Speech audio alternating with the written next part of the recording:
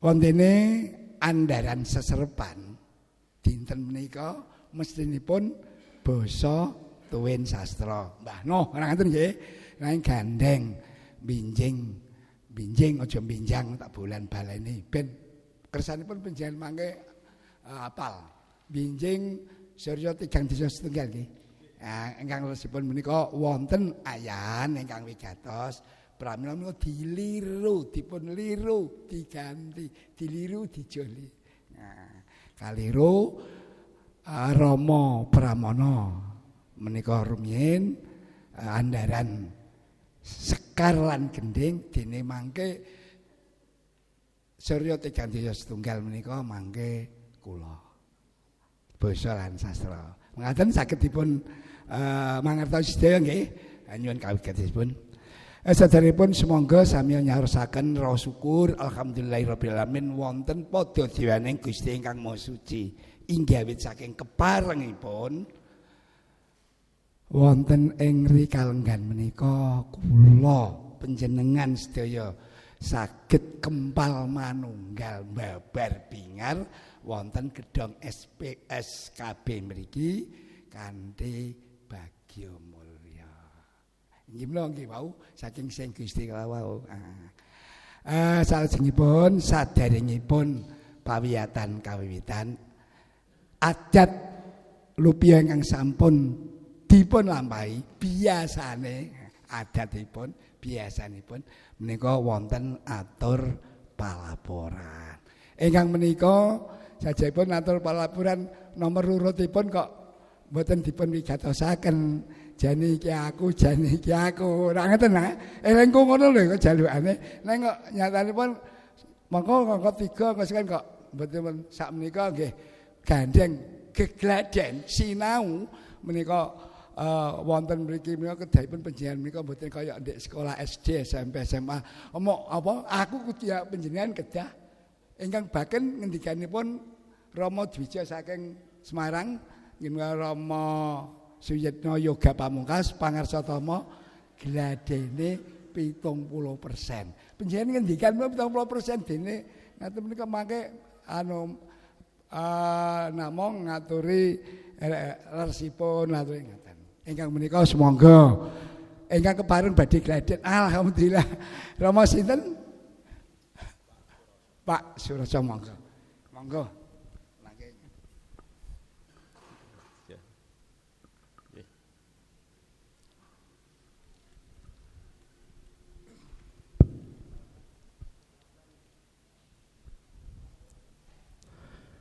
Assalamualaikum warahmatullahi wabarakatuh. Sih nugroho, sih tentrem rahayu. Inggih awit saking sih wilasaning Gusti ingkang murbeng dumadi. Mugi tansah tumedak tumanduk kajiwa saha kasarira lumintir ing jiwangga panjenengan sedaya dalasan kula waradin sagung sasama waradin sagung kulawarsa waradin sagung dumadi Widodo niskala nuwun. Assalamualaikum warahmatullahi wabarakatuh. Katur Bapak Dwija ingkang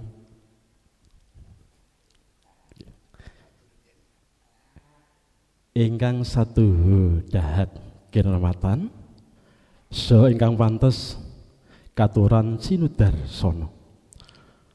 Sora pekadang siswa kakung semawana putri ingkang bagya mulya kepareng jumeneng sawetawis.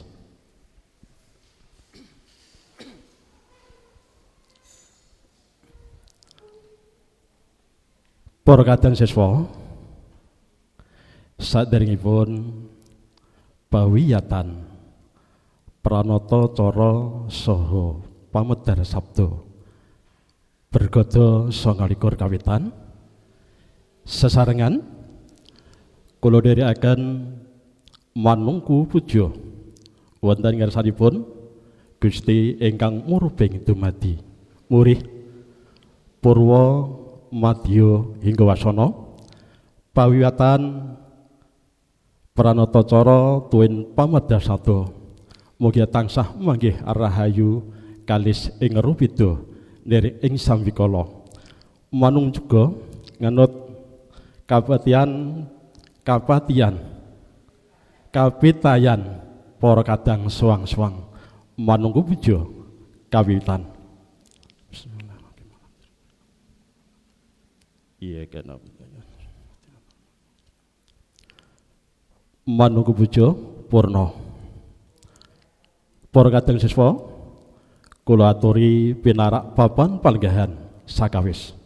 Kula surasa bekan ingkang mijil saking Guru Lor Jiwana. Nuwun. Wassalamualaikum warahmatullahi wabarakatuh. Sip. Matur nuwun. Nah, Gladen samula. Mangke panjenengan nggih dipun kulintenaken sekedhik mbaka sekedhik seingkang klentu mangke dipun leresaken. Matur nuwun Mas Surasa suarane gantem nggih sae nggih. Nek mbah niku cemplang. Mas Rasa wah. Mekaten nggih sampun sameneika saderengipun waitan sumangga lancaran permadani kuncara sesarengan.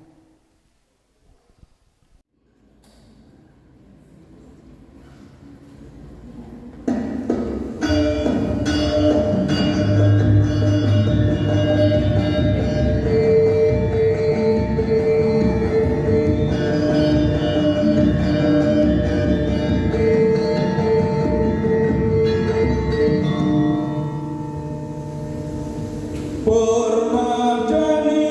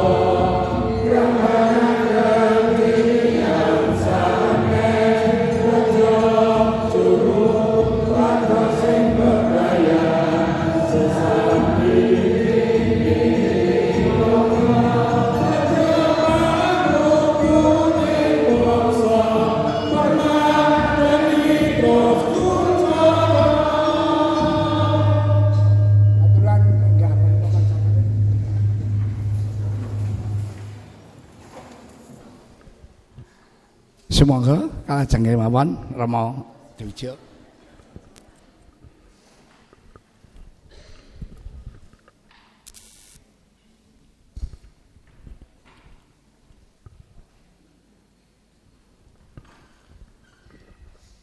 Nuwun kula nuwun. Assalamualaikum warahmatullahi wabarakatuh. Shalom, Om Swantiastu, Namo Buddhaya, Rahayu. Kita tansah mujuaken puja puji wonten ngarsanipun Gusti ingkang merbing dumadi awit saking keparengipun kita saged pepanggihan mapan manunggal wonten ing SKB mriki. Mboten dalam rangka. Para kadang kinasih ngaten nggih, kadang kinasih. Kula remen kadang nyebat kadang. Menawi kula matur Bapak Ibu sederek menika kadosipun wonten letipun, wonten bengganganipun menanging menawi kula para kadang kinasih niku kados-kados sampun wonten rangkulaning tangan kula. Sarujuk Bapak Ibu. Nggih, matur nuwun. Para sesepuh Eyang Kakung Nohadi ingkang satu kinurmatan, menika sesepuh kula pinanggih kalian panjenenganipun wit warsa 2008 saking keparengipun Gusti kula katepungaken Rama Yang Nohadi sekalian para staf ingkang satwang menika salajengipun wonten sesambetan batos. Lah menika ingkang kula wastani kekadangan. Yen kekadangan menika puntonipun mangke wonten sesambetan batos. Nanging sauger namung kanca.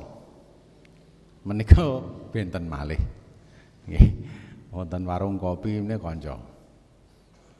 Nanging babi sampun kekadangan benten malih. Saestu munjuaken wadalan satunggaling pikurmatan dumateng kula iki namung sak kula kok pinit kapitaya abenajeng kalian panjenengan menika lho. Menika kula pun ngenam-ngenam ngitung-ngitung iki engko gek polahku kaya apa, adulku kaya apa. Nggih. Nggih, niki kula perlu kula lajengaken pitepungan. Sampun wonten jadwal panjenengan kok nggih. Nggih. Nanging dapure dereng ngertos nggih. Nggih. Pan jenenge kaya ngene iki dapure kaya apa ta? Ngoten nggih. Dapure kaya apa leh ngoten. Nek Gunung Sewu tembung dapur menika ampun diwastani kasar awit mangke mapanipun wonten pundi? Lah menika badhe trep. Benten meleh menawi sampun oleh dapurmu. Lah niku mbok nganggomu niku pun beda rasane. Nanging nggih nuwun sewu namung dapur menika ingkang saged kula caosaken. Lah mereka benten to? Nuwun sewu namung dapur menika ingkang saged kula caosaken. Lah menika rasipun benten, raosipun sampun benten. Nggih. Bab para kadang kinasih menika ingkang saged kula aturaken. Wah, ini rada. Lah niki dapure. Nate ngoten niku, nggih, nate ngoten niku. Dados jangkep ana jenggote ana brengosi. Nggih, ibu-ibu ampun teratap lho nggih. Bapak-bapak ingkang mboten kagungan ampun meri nggih, mangke kagungan. Lah menika dapuripun menika antawis sedasa taun kepengker malah kepara langkung. Lah nek menika nembe-nembe kemawon. Menika nembe kemawon tahun wingi pas wisudan. Nami kula niki Pramono mboten niki tapi Pramono. Nika peparingipun jimat saking tiyang sepuh, kula nggih ngantos sakmenika ngantos mangke kula namung kantun sebatan mbok bilih tesih menika. Mboten badhe menawi sampun nanging wonten titel ingkang nempel napa menika raket mangke. Sak sampunipun wujudipun mboten wonten menika wonten titel ingkang rumaket. Menapa menika? Suwargi ALM. Nggih menika mboten saged dipun celaki. Nika nami kula papan kula wonten mriki Tegal Ombo. Terus cepeting pocapan Tegal Ombo. Tegal Ombo pancen napa Tegal Ombo to Pak? Nggih. Sewau menika pancen papan-papan padunungan menika wiyar-wiyar ngaten. Dados tanggi setunggalipun paling sakedhik menika antawis 50 meter. Niki mriku malah wonten ingkang 100 meter. Tegal Ombo Dukus Tripati Jawa Tengah Indonesia. Menika nomor wa kula. Nggih nomor wa nggih seluler nggih ten mriku. Yen jaman saniki nomor WA, kula nomor wa. Nek Jawa nomor wa. Nomor. Wilih jeng rawuhipun monggo kadherekaken. Lah nika kareman kula kadang sami. Kareman kula mirengaken swantening gamelan Jawa.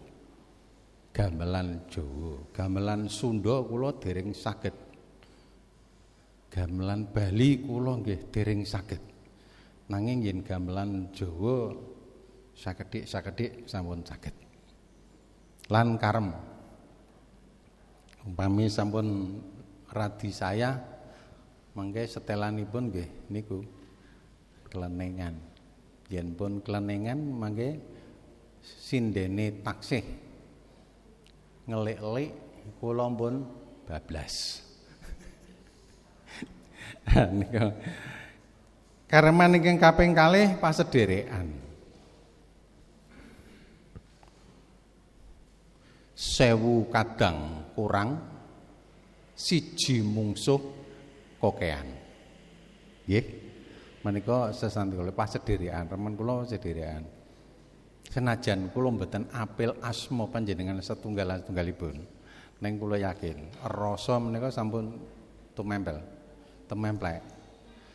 Umpami kok pepanggihan kula panjenengan ingkang langkung apil, monggo Ndek Rama, kang rawuhipun. Mesti sinten Rama? Kula saya kontak. Nama boleh lupa, tapi rasa ndak bisa dibohongi. Gitu. Oh nggih, kula nate kepanggih wonten panjenengan, wonten pundi nggih? Lah menika. Terus menika sampun manunggaling rasa. Kareman kala namung pasederekan Ibu Bapak sakadang sedaya. Awit krana pasederekan kula yakin wonten pundi papan dunung kula pinanggih panjenengan sepisan mesti panjenengan aru-arui. Pak saking tindak pundi? Nggih ta? Malah yang sak menika sebatanipun awis-awis Pak mesti Rama saking tindak pundi?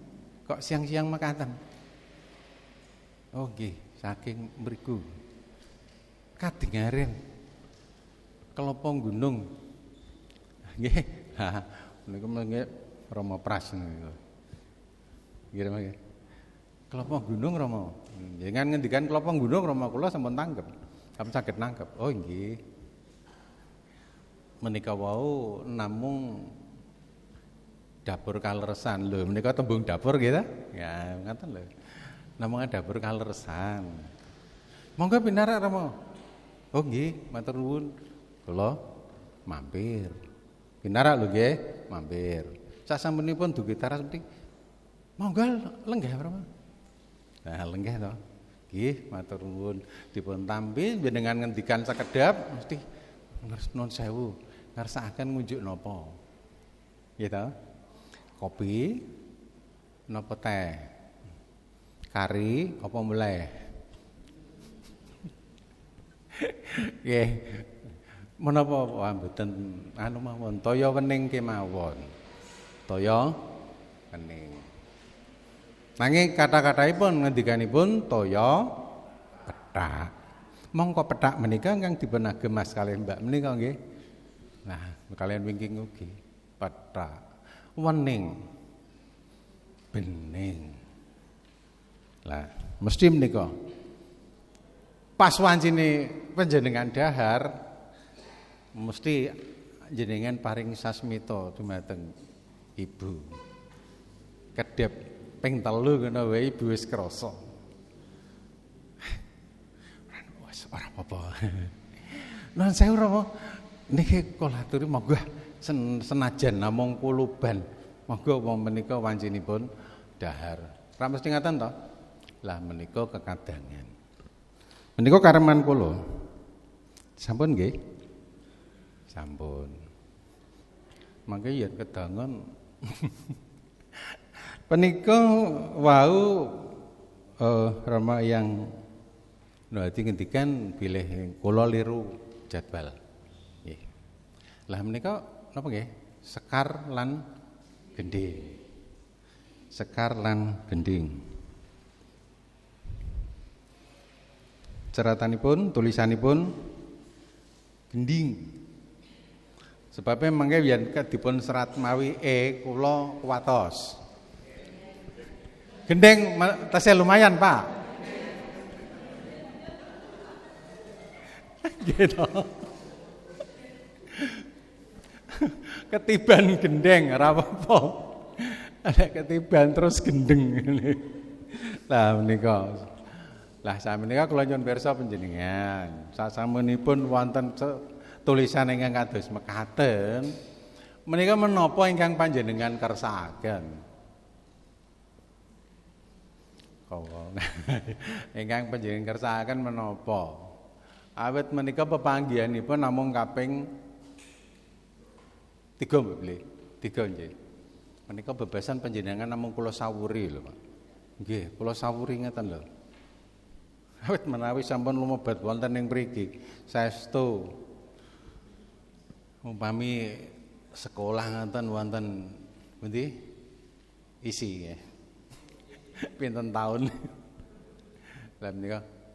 Menapa ingkang njenengan kersakaken nyobi? Kering mriki. Ingkang njenengan kersakaken menapa? Mangke kula saged ngladosi. Menapa? Ingkang panjenengan kersakaken. Nggih. Sekarang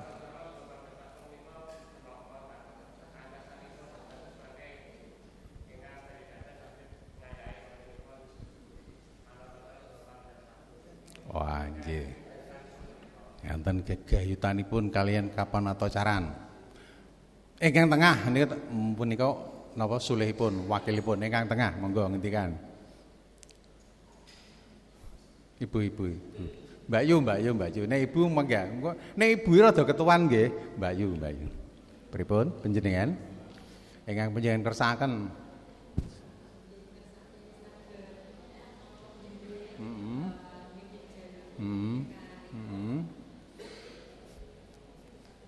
Non sewu. Nggih, matur nuwun Rama. Kersanipun saged nyekar utawi gending Jawi. Nggih. Pisan.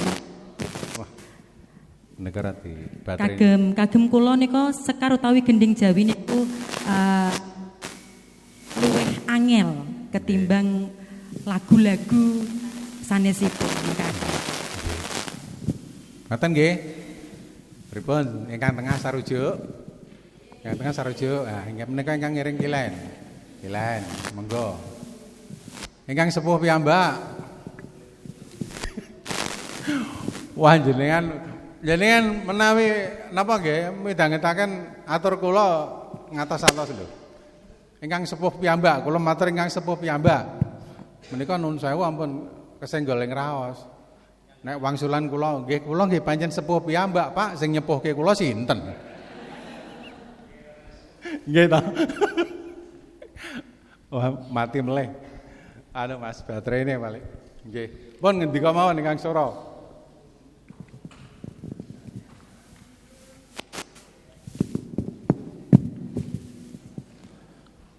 Bapak Dwija, miturut pamanggih kula awit para kadang menika siswa enggal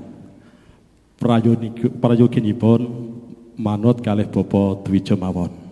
Pamanggih kawula nyuwun pangapunten. Ngaten. Manut murid kok manutan ora kreatif. Nggih. Kula kinten saking tigang pangandikan menika sampun jumbuh. Panjenengan rawuh mriki mestine setunggal wonten bab kapanata caran.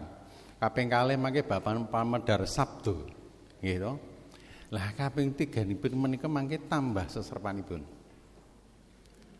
Nah sakmenika kula matur, ancas kula sakmenika. Condong kalian kurikulumipun gegemekanipun menika panjenengan kula ajab saged. Sepisan saged pirsa bab sekar. Sasampunipun sekar pirsa mangke bab gending. Sasampunipun pirsa sekar lan gending saged ngecakaken. Bisa nyekar. Lan saged gending. Pirsa nyekar, pirsa gending, saged nyekar, saged gending, saged ngecakaken wonten ing bebrayan. Menika ancas kula ngecakaken. Ing pawiyatan ingkang kawuri kaping 17 menika damel cakrik enggal. Pancen ancas kula damel cakrik enggal. Nun sewu menika mencolot sekedhik. Rikala panjenengan ingkang nate ingkang wonten ingkang kadhawuhan pasrah manten. Sampun wonten dereng? Nate, wis pokoke nate ngoten mawon lho, ampun. Nate nggih. Nate. Nampi pasrah. Nate. Pasrah sanggan panglamar. Nate. Cakrikipun sami mboten? Non? Kula yakin sami. Matur assalamualaikum warahmatullahi wabarakatuh. Lajeng kaping kalihipun nyuwun duka sowan kula menika kapiji dening panjenenganipun Rama menika anjasipun kula masrahaken ingkang menika ra. Ah. Menika sanggan. Mangke wonten manten nggih ngaten. Mugi lare kula menika mangke saged kasuh kagula mentah apindo putra panjenengan piyambak. Ampun ngantos bebasan ing Mban Cindhe, Mban Siladan. Nek Mban Cindhe kepenak Siladan mleset bokonge iso suwek. Awit kula mangertos ingkang lenggah wonten mriki ini wonten ingkang mboten pirsa, dereng pirsa Siladan. Ayo angkat tangan. Angkat asta lumbru to. Pirsa Siladan napa? Deling menika kan dipun beset sret. Lah menika besetan deling menika naminipun Siladan. Iya to. Mula niku mbebayani awit landhep. Nggih. Cakripun mesti ngaten. Lah, Brega 17-28 kala wau menika ngangge cakrik pasrah tampi mawi sekar. Nggih, mawi sekar. Ingkang napa samadya kemawon sekar pocong, sekar pangkur, nggih to. Samadya mawon mangke panjenengan pocong pangkur lajeng Mas Kumambang, Mas Kumambang menika ancasipun mangke mapan wonten ing pangabekten utawi sungkeman. Awit mriku sekaripun menika pitunggebanipun trenyuh. Ngaten. Nggih. Mangke dipun gladi sithik-sithik. Aku kepengin ndang iso malah dibantai terus. Pripun? Kepengin mboten jenengan? Kula criyos ngaten terus panjenengan kepengin mboten? Nah, mesti wong jane pinter kaya adol jamu kok. Nah, Sekar menika menawi tembung wantahipun kembang. Lanten lajeng wonten ing basa Krama Jawa menika tembang. Pangertosan nyekar. Mbak, saka ndi, Mbak? Kok ngetok ngono? Kok kokono? Pasarian napa? Nyekar. Wonten saking pasarian nyekar to? Ah. Maringaken sesekaran utawi kembang wonten ing pasarean nyekar. Nyekar sapa yu? Mbahku, aku kelalen winginane. Gitu. Raos sing batos menika sampun caos sekaran wonten ing pasareanipun simbah menika raos batos plong ngoten nggih. Lajeng pangertosan salajengipun nyekar utawi nembang. Nah, nembang menika sampun kelagokaken reroncening ukara kinanten swanten ingkang laras utawi lan wirama.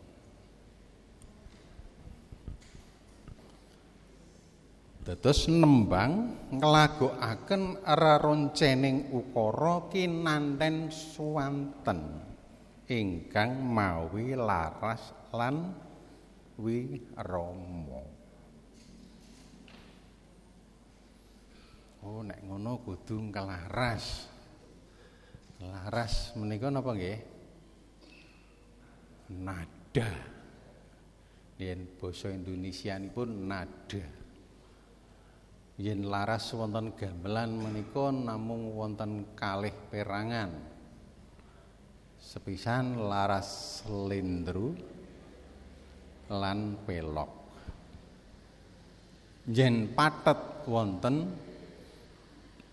3. Dados laras gamelan menika wonten pathetipun, slendro menika wonten 3, pelok ugi wonten 3. Slendro pathet 6, slendro pathet 9, slendro pathet manyura. Semanten ugi wonten pelok. Pelok pathet 6, pelok pathet gangsal, lan pelok pathet barang. Pathet barang.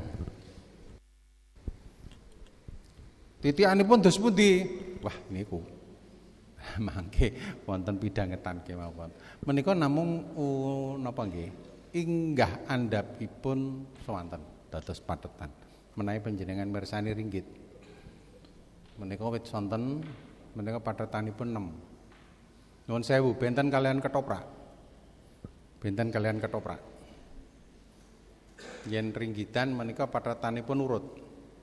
Wiwit sonten antawis manjing ngantos dumugi tabuh 12 mapan goro-goro menika tasih pathet 6 mangke sak goro-goro menika pathetipun 9. Badhe rampung menika pathetipun manyura. Menika ketingal. Nggih. Nah, menika nglagokaken reroncening ukara kinanten swanten ingkang mawi laras lan wirama. Menika ancas ingkang kula aturaken.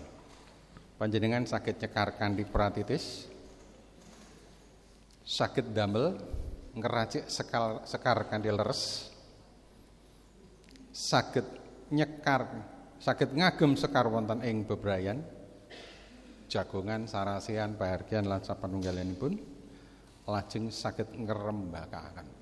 Menika ancas kula. Mangke yen sampun ngrembakaken menika biasanipun unjal ambegan. Menika wonten kadang ingkang pasrah mawi pangkur. Mangke panjenengan nampinipun ugi mawi sekar pangkur. mesti aduh. Tembung sing paling gampang pisanan waduh. Aduh ya kepiye. Dados menika ancas kula. Panjenengan saged. Yen saged wah mendah gayenge Karang Pradesan. Nggih. Panjenengan saking dusun nggih. Wonten ingkang saking kitha.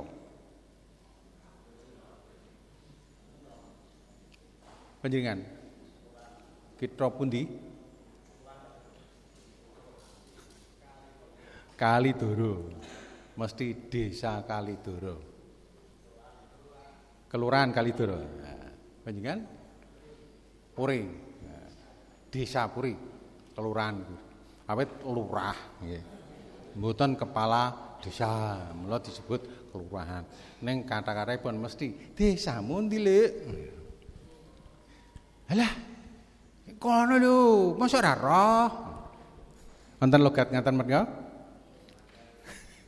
Menika caket nggih kula, Pak. Logat. Aja metenteng ah, panjenengan ketek kok legeg niku lho. Wong arep gending, arep nembang kok malah lah menika pangertosan. Roncaning swanten ingkang ngginakaken lelandhesan titi laras utawi nada. Selindru utawi pelok kanthi migunakaken waton basa lan sastra. Dados mboten ger. Mboten gur. Sak-saki nanging mengko tegis. Mingkar mingkur ing angkara. Nah, berarti wis tahu. Seneng aku. Gitu. Menika rak mawi patokan. Mingkar mingkur ing wonten ingkang ngendikaken mingkar mingkur ing ukara wonten ingkang nembangan mingkar mingkur ing angkara. Niku meh sami. Ukara niku tembungan, angkara iki karep isining ati. Ngoten nggih. Lan wonten tegesipun. Nggih, dados mawi waton basa lan sastra. Dadi patokanipun ngaten dadi. Wonten patokanipun. Lajeng swanten tali lagun tembung saking Serat Sendon menika langen swara saking langen swara nggih. Dados Serat Sendon menika lalagon saged dipun wastani langen swara. Menika seratanipun Tan Kun Swi. Lho, Tan Kun Swi ku dak wong Cina nggih, dari napa nggih kabudayanipun mekaten. Nanging ampun kaget, ampun kejot panjenengan. Gitu. Nek piyayi Welandi sampun saged nembang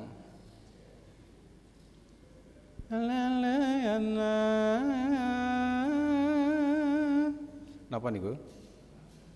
Wonten ingkang pirsa? Gending napa?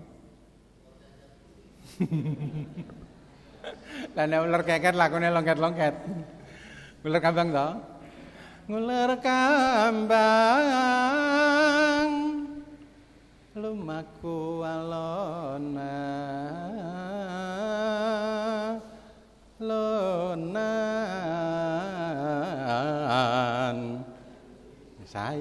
sayuk menika Rama Pri remanipun ngaten nggih. Perancis isa ngono, ayo Belanda isa ngono, Jerman isa ngono, Jawa piye? Sing Jawa malah gawok, sing duwe niku mung gawok. Pirsa gawok nggih? Gumun. Wah nggih, gumun. Bocah. Wong londo kok iso nguler kambang? Nggih, lah menika pramila kita lumebet wonten permadani mangke panjenengan kula sawuri, kula kepiuri. Lah mangke yen kula pampun kula kepiuri mangke lajeng panjenengan kekepi mangke badhe trubus, yen ditrubus mangke dipun tanem kembapa. Nggih, yakin? Pokoke penak-penak. Nggih. Lajeng Sekar utawi tembang bina lelagoning tembung ingkang katindakaken dening swantening manungsa. Swantening manungsa. Dene lelagon ingkang sinarengan kalian ungeling gangsa kawastanan gending. Dados Sekar menika katindakaken dening swantening manungsa. Padha-padha duwe swara, angger ora menungsa niku mboten Sekar, mboten nembang. Manuk biyo apa iso nembang? Manuk prenjak apa iso nembang? Wong duwe swara, nggih to? Makhluk hidup menika ingkang gesang menika swanten. Yen napa makhluk beja tapi makhluk mati tak hidup menika napa? Bunyi, nggih. Nah, nek Jawa sami swanten. Unine piye karo swarane piye? Uninipun kados pundi? Laras napa mboten? Tembung kula uninipun. Nek menggeng kula leres mau menika benda napa badhe diswantenke yen manusa menika swanten. Mula panjenengan ampun keblasuk. Aki, muni piye kowe? Muni piye kowe? To, ngoten mawon to. Ayo ngomong piye? Ngoten lho nggih. Dados menika ingkang nyuwantenaken manusa menawi sampun sinarengan dipun barengi kalian gangsa menika naminipun sampun gending. Ingkang karem kalian gending sampun karem pun seneng wonten ingkang lenggah wonten mriki ingkang sampun remen nggih mirengaken rumiyin lha kita pokoke pun remen mirengaken menika kula yakin kok anggere wis rada nggih ta seneng rak digoleki anggere pun seneng mengke digoleki nek goleki ketemu dilakoni ngaten. Lah panjenengan lenggah mriki kula yakin panjenengan remen. Mesti remen.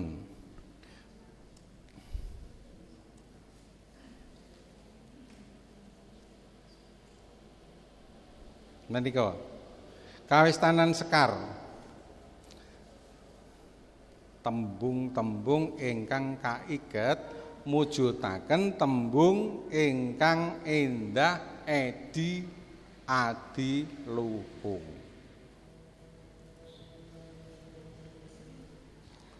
Kula aturaken kala wau kajeng yen gur diunekke diucapke niku nggih mboten Sekar. Awit wonten pathokanipun endah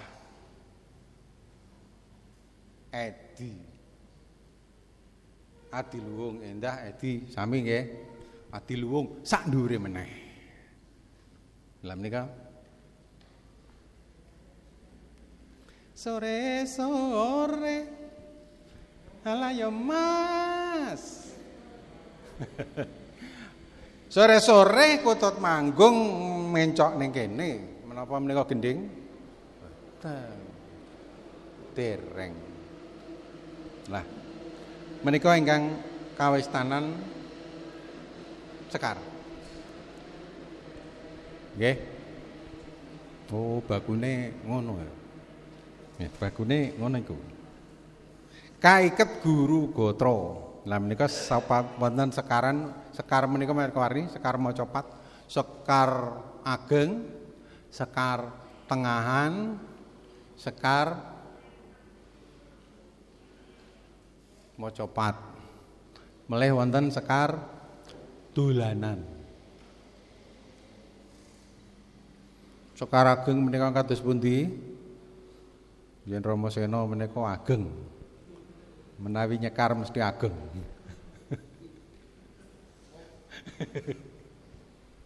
Nuwun sewu, kula niku tumut permadani pribadi sekawan niku nembe tepung menika. Sekar Ageng. Kula pikir neng wong pancen pripun nggih? Wonge wedinan nalika semono wedinan kula niku. Tak batin tok Sekar Ageng iku sing kepiye ya endi sing gedhi ya. Ageng niku ora gedhe to. Jebulipun ing nganggit dening Kanjeng Sinuwun sinten. Lah menika lho. Dados ingkang ngripta jebulipun kasebat Sekar Ageng menika ingkang ngripta jebulipun. Menawi ingkang ngripta menika Ratu. Menika kasebat Sekar Ageng. Bawa Sekar Ageng menapa? Wah menika jebulipun. Oh kuwi. Lajeng mandhap wonten Sekar Tengahan. Sekar Tengahan nggih ngaten. Iki sing disebut diarani setengah iku sing endi? Nek larase ya padha. Jebulipun menika ingkang nganggit Kanjeng Adipati. Dados sak ngandhapipun Ratu Raden Tumenggung sinten medun ning mriku. Dados Ratu medun ning nggone kepatihan katumenggungan sinebat Sekar Tengahan. Mandhap malih Sekar Macapat. Duk rikala suwau kula nampi seserepan tembang Macapat yaiku tembang kang diwaca papat-papat. Diwaca papat-papat, angger patang tembung ambegan, patang tembung ambegan.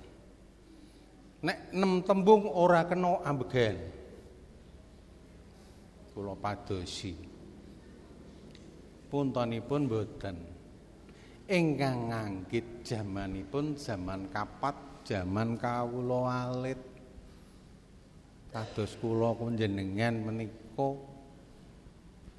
kawastanan tembang Sekar Macapat. Zaman kapat kawula alit sampun kepareng nyerat Sekar.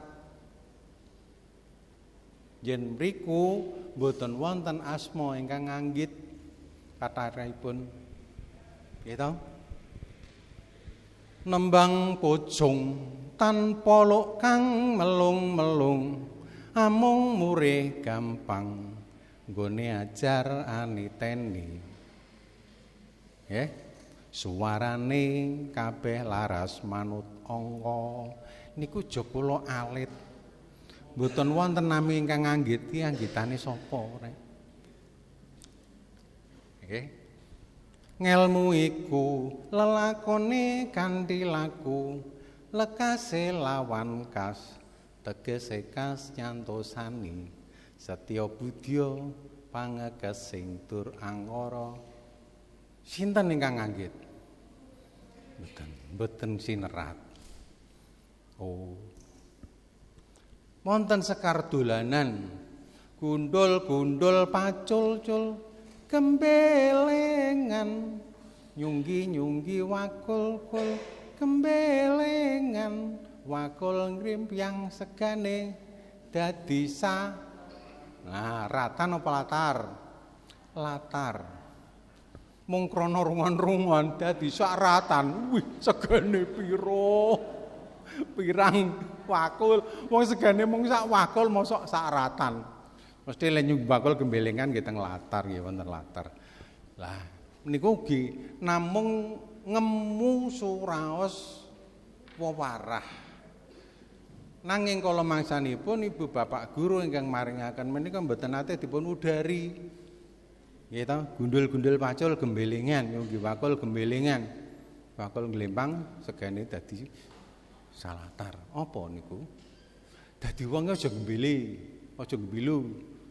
Pirsa gembilu nggih. Aja mlepuk. Nggih ta?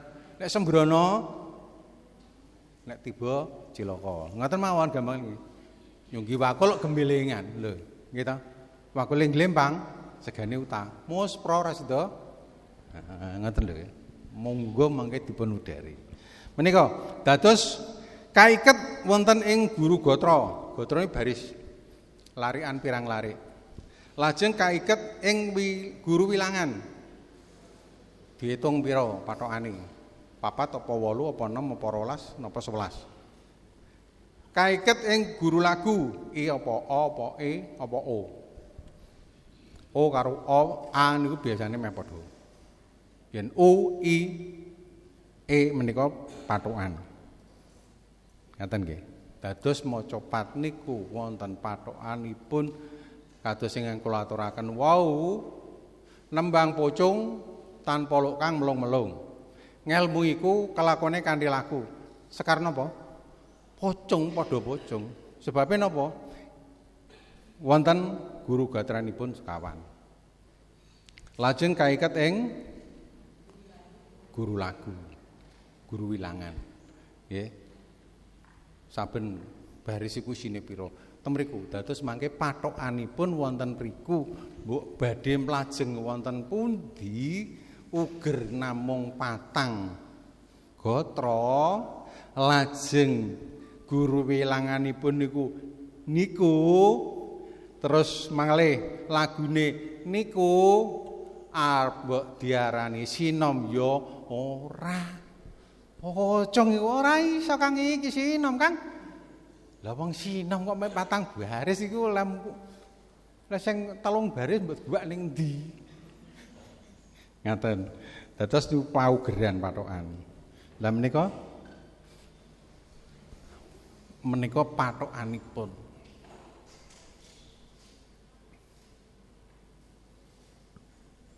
Niki mangke saged pangarsa kelas mangke saged paring flash disk wonten kula nggih saged. Mangke kula tulari ngoten mawon ra. Ngoten mangke lajeng panjenengan dum. Nek anak muda sekarang ya di share.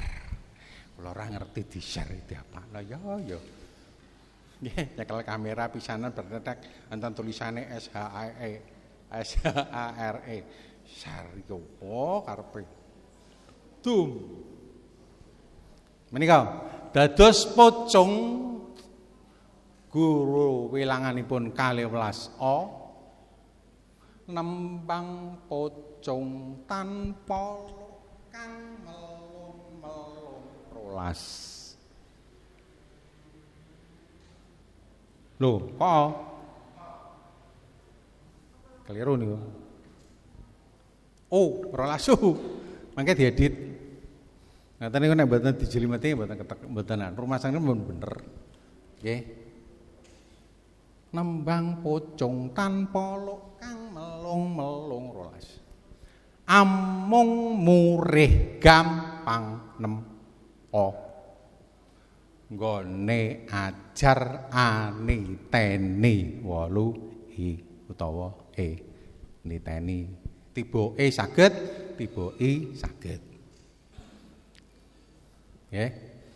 Suwarane kabeh laras manut angka 12 O. 12 O nggih.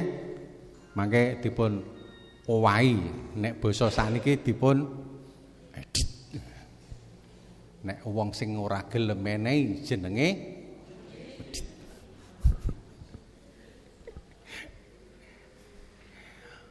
Mas Kumambang 12 I 6 O 8 I 8 O namung sekawan menika.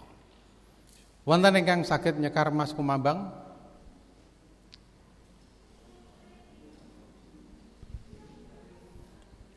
Dereng. Kula mohon mboten saged to.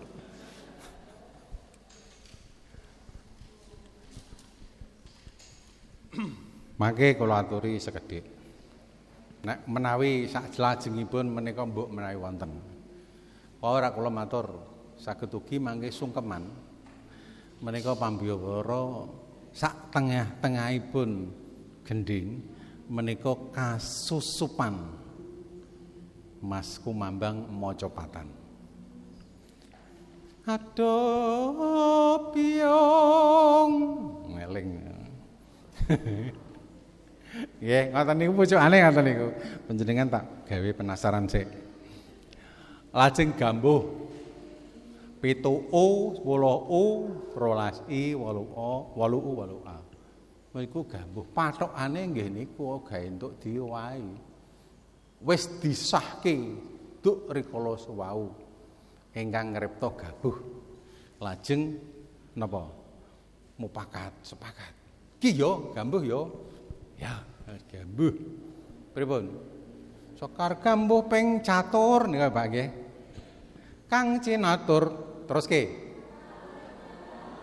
Olah kang kalantur terus tanpa tutur katula-tula katali kadaluwarsa katuto kapatutan kapatuh pandadi awon kapatuh pan dhewe lho niku wonten tegesipun piyambak dadi awon sekar gambuh ping catur kaping 4 kang cinatur polah kang kelantur sing digunem iki polahe wong tindak lakune sing kelantur tanpa tutur katula-tula ketali tanpa tutur wong iki nek ora gelem tekandani wong katula-tula uripe rugi ngono nggih kadaluwarsa katutuh nek telat le ngandani kapatupan dadi awon keblanjur ya mesti elik kurang luwih ngaten nggih dados mangke saged panjenengan ngripta gambuh ajeng nuturi putrane le rene nggih panjenengan nyakar gambuh wah bleh kuno nggih ngaten nggih sampun saged sedaya Hah? Kula seneng. Lah niki wau ta wonten kinane mijil Asmaradana Durma Pangkur Sinom Dandang Gula ingkang asring dipun agem menika saged siji Mas Kumambang Pocung lajeng mijil Asmaradana menika asring dipun agem nggih ta. Pripun? Contonipun pripun? Tuladanipun pripun? Sakit panjenengan mesti. Kalau yakin lah. Asmaradana pripun? Den?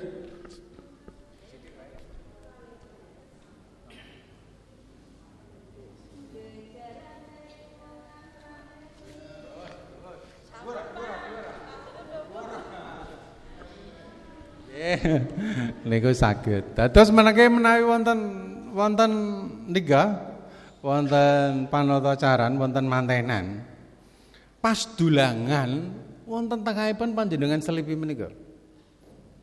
Nggih, pas dulangan. Gegarane wong akrami monggo Kang Mas. Tutu pondo tutu rupa. Tutu pondo. Semenjak semanten no? Tutu rupa. Among mercy lamaran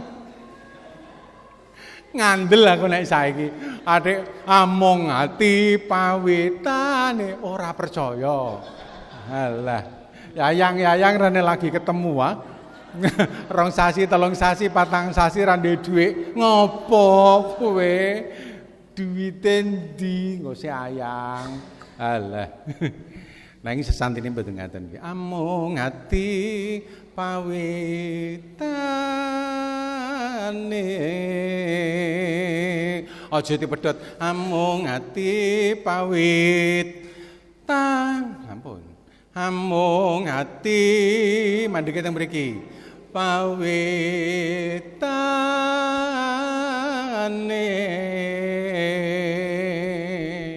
Kilo rasa tresna pawitane nggih Pak Bu kadang sedaya nggih wong gegarane wulan desane wong omah-omah mesti tresna nek ora tresna kedadian wonten Medan Lajeng dipun berberkati ngajengipun pendeta dipun takeni, pengantin putri, apakah saudara mencintai si A? Pengantin mengatakan apa?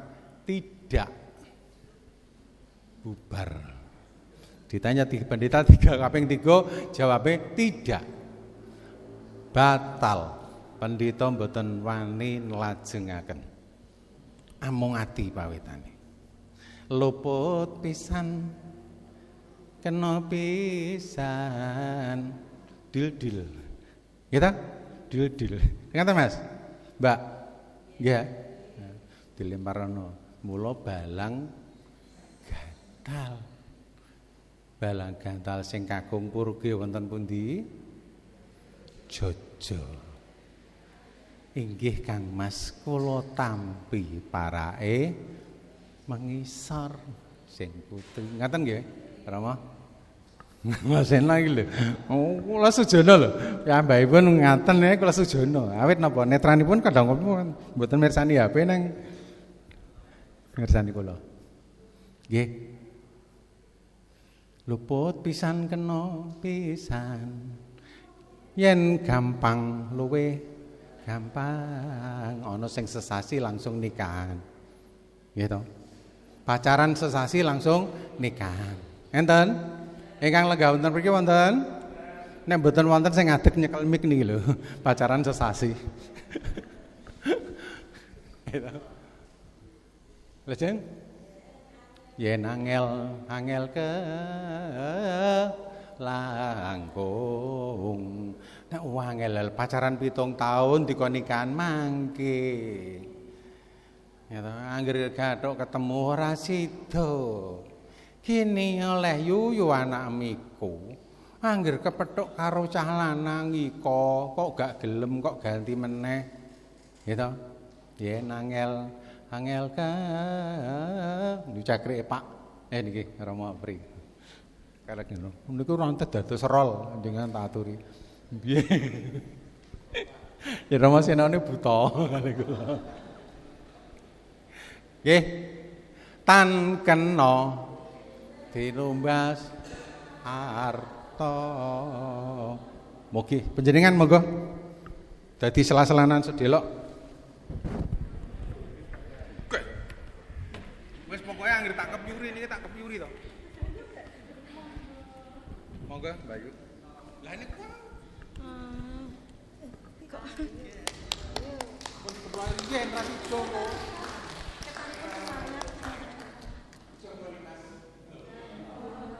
Nyuwun pangapunten Rama Dwija ugi kathah siswa sedaya.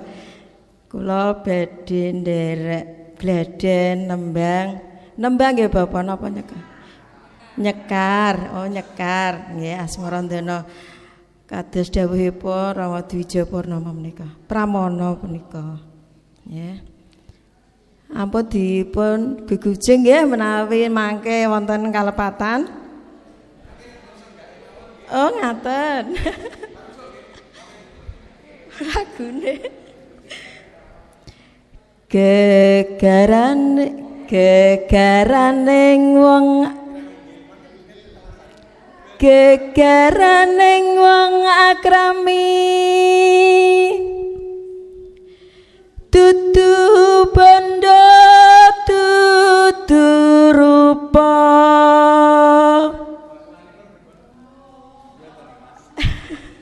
Monggo Kakang menak. Dugi pundi Pak Bu? Amung ati pawitane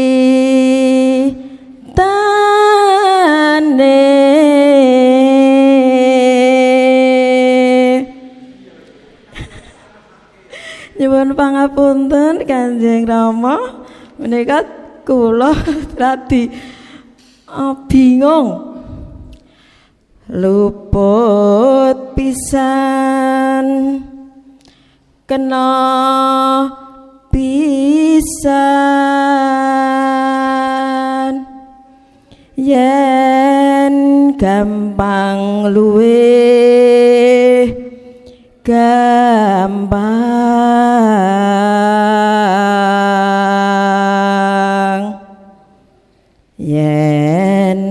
angel angel langkung tan kena tinumbas arta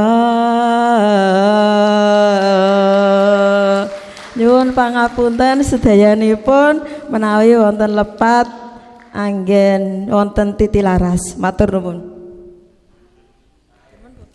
Matur nuwun, matur nuwun. Panjenengan saektosipun kados mekaten. Janipun menawi wontenipun sae lho. Namung krana nembe pisan menika madhep benten panjenengan. Menika rasipun edak dik dik dik bareng ding campur kabeh. Ana sego pecel, ana sego rawon. Panjenengan badhe nembangaken menika? Nggih. Sampun apil. Kula keteke sekedap nggih. Pun loyam mlayu lah. Mengko gawe. Monggo. Gegaraning wong akrami dhuwur niki pancen larasen nggih. Gegaraning wong akrami. Cobi, tunggal kalih.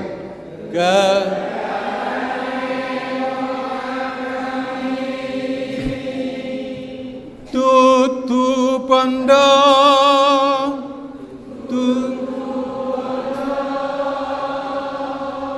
tutu rupa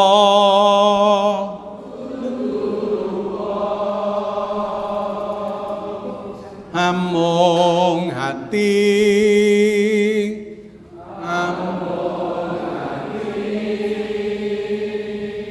pawitane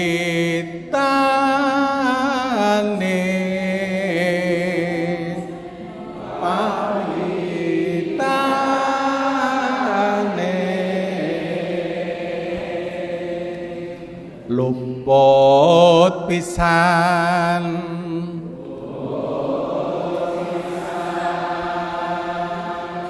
kena pisan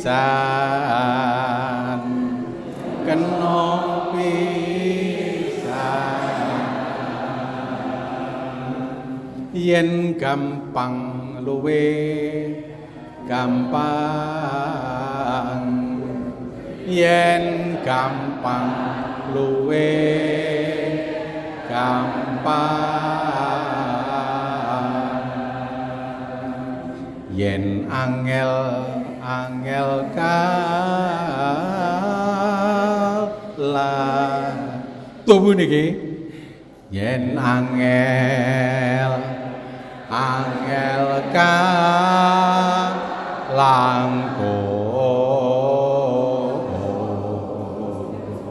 tan kena tinumbas arta tan kena tinumbas arta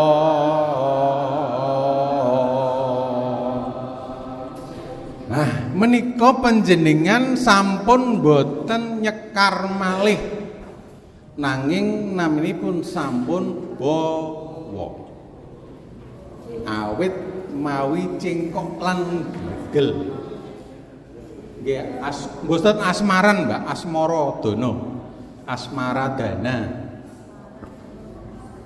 nggih panjenengan pun mlebet wonten bawa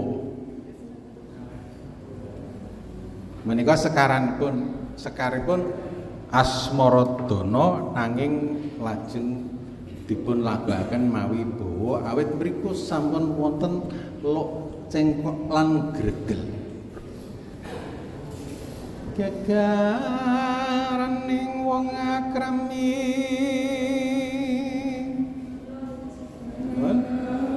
sebabipun lepatipun panjang kalau mangsanipun ngaten tutu pondho tutu rupa amung ati pawitane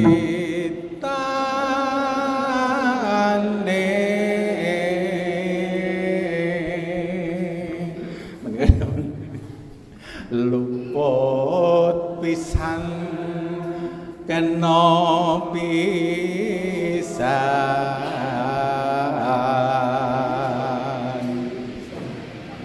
yen gampang luwe gampang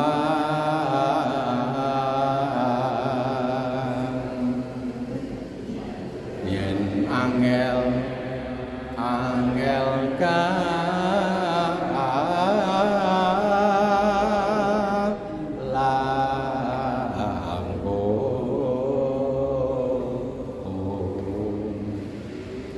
tan kena tinumbas arta mlebet wonten ing lagun Uyung monggo Kakang Prabu laranding lara niku Rama Sena biasanipun ngaten niku rak panjenengan nek aku lara Uyung kok sakarepku. Nggih, lah menika monggo mangke dawa dadi ati monggo. Biasanipun ingkang limrah dadi ati. Ning mriki saged jegurke wonten Uyung, mboten masalah. Nah, saged. Nggih to? Lah wong nembe lara Uyung kok. Nika lho rikala sewau Rama Pras dapukan panjenengan apa nika? Dapukan panjenengan menapa pas ning alas napa kowe? Nggih, nggih. Menika wau bab Sekar. Wangsul wonten mriki dados patokanipun paugeranipun menika paugeranipun Sekar Macapat menika paugeranipun nah tulada kala wau manut laras nggih diucapaken paucapanipun mau kados napa mawi wirama, mawi laras gitu. Yen mung ngelmu iku kelakone kanthi laku. Ngelmu iku kelakone kanthi laku. Menapa menika sampun sekar?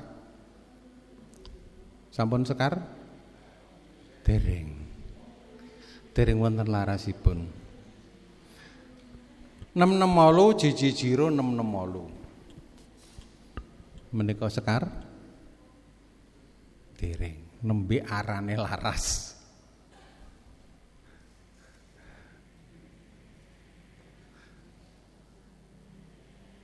Nem molu cici ciro nem molu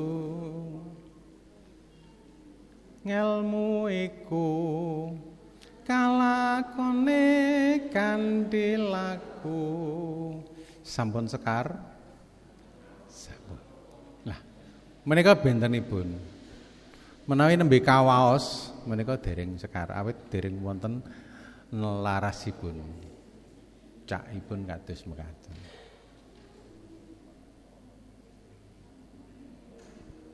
Sampun pana nggih? Sampun ta? Sampun nangkep nggih? Oh, nangkep ngoten mawon. Oh, berarti nek tembang iku ngono. Ngoten nek tembang iku ngono. Yuk jumbuhno lelakon niki. Jumbuhke lelakon. Nggih. Kula sedaya kemawon dados mangke lajeng kita titikanipun patokanipun pocong kala wau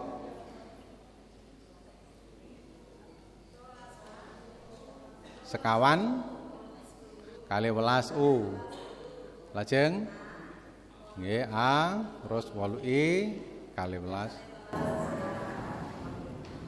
sampun nggih monggo sesarengan 668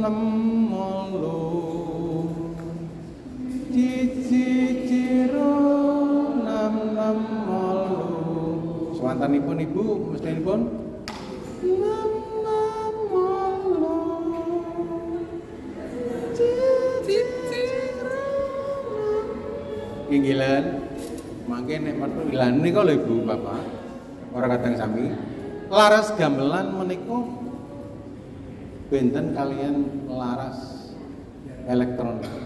Dan terus saged dipun andhapaken keduren niku dono sithik. Yen menika mboten saged kantun kenceng lan kendhune gamelan. Biasanipun gamelan menika sampun duwangu dipun agem, menika larasipun kendhu. Awit larasing keperwi ya, Pandi. Nggih, ngandhap. Yen gamelan ingkang tasih enggal-enggal menika laras. Sak wonten niku panjenengan kenceng. Nggih. 668. Monggo tunggal 3. 668. Cici ciro 668. Ciro 6 loro ciro cilo roci 6 ciro roro cina ciciro maksud mriki 6 ciro roro cinem ciciro kala mangsanipun keblasuk wonten mriki bakdon 6 andhap lajeng ji niku nglerek mboten waspada nglerek 6 ciro roro cinem ciciro dados mangke anggenipun nyekaraken menika boten pari kedah boten kedah pedhot sekawan-sekawan namung manut ambeganipun anggenipun medhot kedah wonten tegesipun paminipun ngelmu iku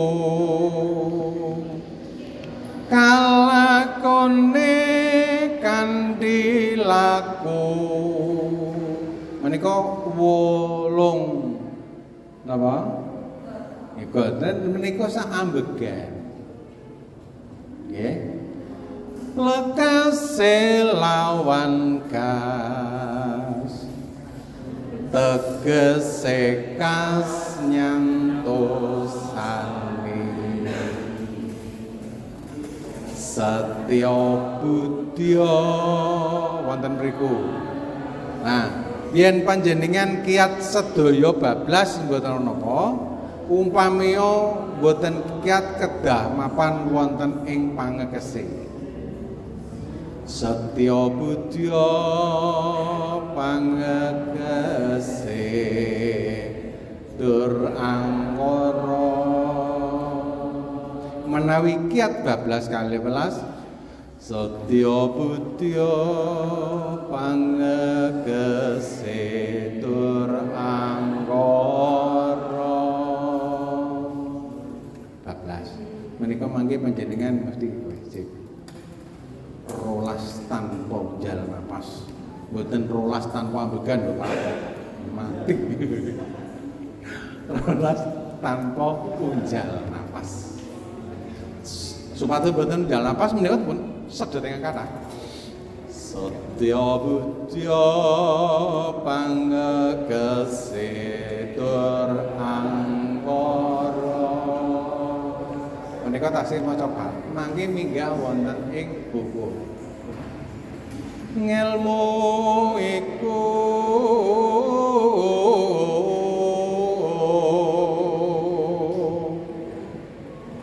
kalakone kanthi laku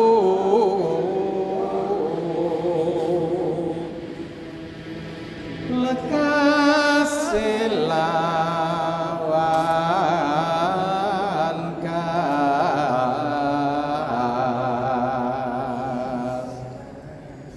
tegese kas nyantosane